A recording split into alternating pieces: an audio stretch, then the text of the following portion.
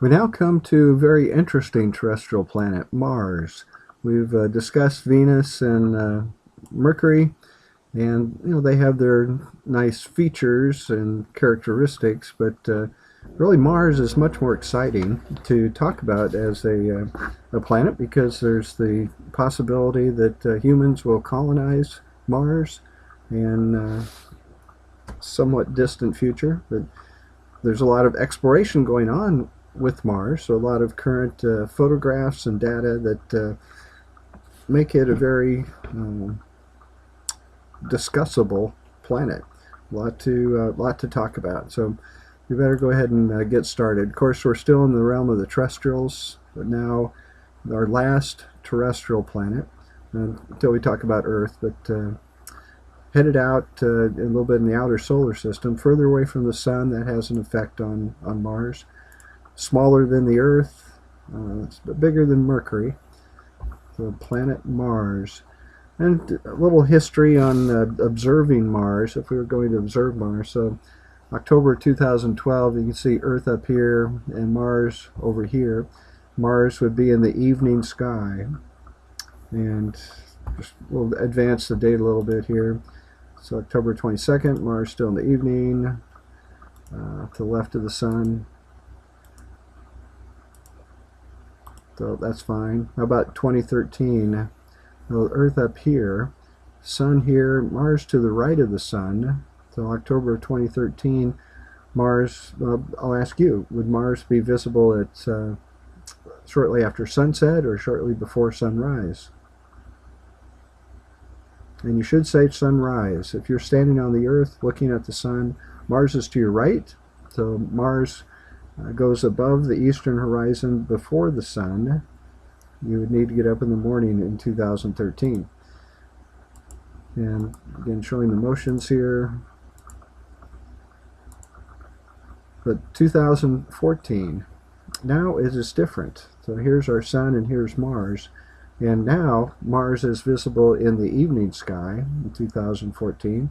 And if we go a few more frames here, October 31st, Mars still visible there. So just so you get a little feeling. And you should notice too, it's about 2 years since Mars was in the evening sky in 2012 to 2014. And that is a pattern of Mars is in the evening sky now. 2 years from now it'll be in the evening sky. 4 years from now, roughly. In 2015, Earth here and Mars over here, it's not going to be very favorable for viewing Mars because it will be close to the sun in the sky. So let's go ahead and take a look at some of the photographs and some of the visual observations that have been made for Mars. So on the left, Hubble photographs, and on the right, drawings made by observers who are using high magnification and looking at Mars, trying to catch glimpses when the atmosphere was more steady and they could see more detail.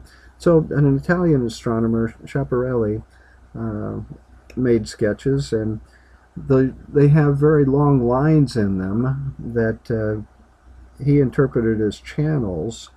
The Italian word for channel is canali, and this got translated into English as canals. Canals has a little bit more of intelligence behind it as a meaning. So there's speculation that Mars had intelligent life, and they built canals to take water from the poles down to the equator. But it was a misinterpretation of the Italian word canali that led to kind of a lot of overexcitement about Mars, about having canals that would presuppose intelligent life and water taken to cities and so forth. It wasn't long into the 1900s when better telescopes were constructed and more of the details of Mars could be observed, and found out that there are no channels, there are no straight line channels on Mars. This was a figment of the observer's imagination and wanting to see something. but it is not there. Around the turn of the century, Percival Lowell is a big proponent of the canal theory hypothesis, and made a lot of observations of Mars, trying to discover more about his presumed canals and what cities might be on Mars. So let's go for a little characteristics of Mars. So the size of Mars is about half the size of the Earth, and the mass of Mars is about 1/10 the mass of the Earth. A lot bigger than our moon, though. Our moon is about 80 times less massive than the Earth. So here we're seeing something that's 10 times less massive than Mars. It has a very thin atmosphere of carbon dioxide, about 100 times thinner than the atmosphere of the Earth. So carbon dioxide predominates in this thin atmosphere. There's a little bit of nitrogen. And Mars spins with roughly 24.5 hours for a spin rate. As the planet would carry you to the position away from the sun, the temperature drops steeply when night occurs. There is not enough blanket effect, a greenhouse effect, for the thin atmosphere that Mars has. So there's much bigger temperature variations than what happens on the Earth. So the atmosphere about 100 times thicker. Carbon dioxide makes up about 95% of the atmosphere, and nitrogen about 3%. But no greenhouse effect of any significance going on. There are proposals to introduce algae and bacteria into Mars that would develop and become plants that would pull out carbon dioxide, put oxygen in the atmosphere, and try to build up an atmosphere. It'd be interesting if it could be done, but a big project. So let's go on a little further here. 1965, a spacecraft flew by Mars and really disappointed people in that it found a lifeless planet, dry, no channels from the north carrying water down to the equator, but impact craters, volcanic craters. Mars was much less interesting after these pictures came back. It is difficult to have a successful mission to Mars. It's in the outer solar system, and the track record is about half of the launches to Mars succeed with the mission of the spacecraft. So about half succeed and half fail going to Mars.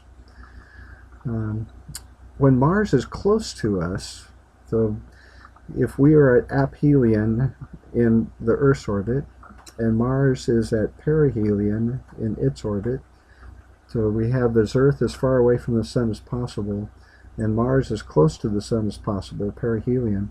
If we add those two numbers, we get a distance of closest approach. I think it's around 35 million miles, and you can take a photograph of the telescope, Hubble telescope, and see better details of the surface of the planet. Do you see any channels or canals in these photos? No, but visually, using a telescope, there was an interpretation that there were these channels. So there have been several successful landing missions on Mars. The Viking 1, Viking 2 in 1976. The Pathfinder little rover, Opportunity and Spirit rovers, the Curiosity rover, and the Phoenix spacecraft looking for ice under the soil. So in 1976, here's the surface of Mars. A very successful mission. The Viking Landers, and then there were orbiters also that served as a relay, radio relay, to send signals from the lander back to Earth. But a lot of rocks, a lot of sand, no water, no life. Occasionally, a big impact on Mars will launch rocks into space, and those can come to Earth. By the minerals and the gases trapped inside, astronomers can identify the meteorite as coming from Mars. And there's speculation for a while that this might resemble some fossil life form from Mars. Many people now think it was just kind of a chemical reaction, kind of bubbling things along. So the Viking orbiter and its global photograph of Mars. There's a very noticeable rift in Mars, the Valles Marineris. It's not caused by water. It's thought to be caused by a cracking of the crust of Mars. So it kind of split apart here. And this valley is as wide as the United States is wide. If we'd put one end over here in California, the other end would be over in the state of New York on the Earth. So much, much bigger than the Grand Canyon, not carved by water. And then towards the edge here, you see these brown features. These are volcanoes that sit up above the general terrain level. Here they are again on a map of the United States, showing the size of these volcanoes, and especially the volcano over here, Nix Olympia, is the largest volcano in the solar system. Not active. None of these volcanoes are active right now, but in the past they presumably expelled a lot of gas into the atmosphere of Mars, and the atmosphere had a much different set of characteristics in the past than it did now, and very likely liquid water was on Mars in the past. We'll see some evidence of that coming up. So Olympus Mons, again, the top crater here from where the lava sunk back down, but all of this sits up above the general terrain level. But Olympus Mons, the largest volcano in the solar system. Another volcano here. Do you think this is an old or young volcano? You should say old. It's been hit with craters as impact craters on its slope, not filled in by lava. So the volcano became dormant, and then impacts were made later.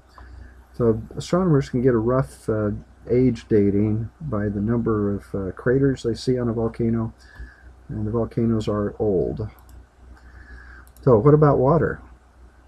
Again, the orbiters and sending back photos of the surface.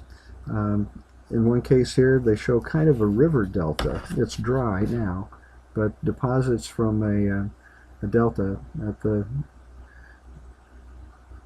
Naneti Valles Canyon. And here, evidence that water flowed by this crater, and kind of in the shadow of the crater to the water, where the more deposits could be laid down. We see the island being formed there. The rovers, the Spirit and the Opportunity rovers, search for water, and one of them has this result of finding this mineral that only forms in the presence of liquid water, this hematite, called blueberries, but there's no fruit here. It's just a fun name given to these objects that were found. But minerals that only form in the presence of liquid water. So there's very good evidence that there was water in the past.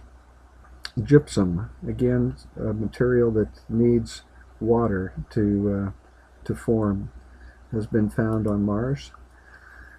Here's a photograph from Mars, small pebbles, conglomerate rock, and over on the Earth, similar features.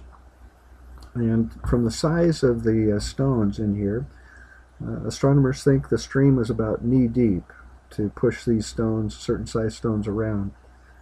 But ancient water existed on Mars. There's still water ice on Mars in fairly good abundance.